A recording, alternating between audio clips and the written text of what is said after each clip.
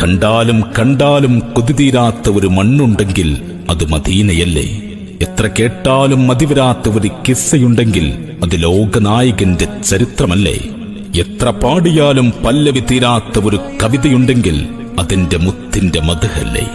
കെട്ടഴിച്ചുവിട്ട ഒരു പട്ടമായി മദീനയിലെ പച്ചക്കുബ്ബയ്ക്ക് മുകളിൽ വലയം വെക്കാൻ കഴിഞ്ഞെങ്കിൽ എത്ര നന്നായിരുന്നു. ആ ഖബർ ഷരീഫിനരികിൽ ചിറകും പൂട്ടിക്കുറുകുന്ന ഒരു മാടപ്രാവായി മാറാൻ കൊതിക്കാത്തവരാരുണ്ട്? ലോകത്തിന്റെ നായകനെ സദാ കണ്ടുകൊണ്ടിരിക്കുന്ന ബാബുസലാം, നീ എത്ര ഭാഗ്യവാൻ! പ്രാണനാണ് ഹബീബ്, പ്രണയമാണ് ഹബീബ്, പ്രകാശമാണ് ഹബീബ്, പകരമില്ല ഹബീബിന്.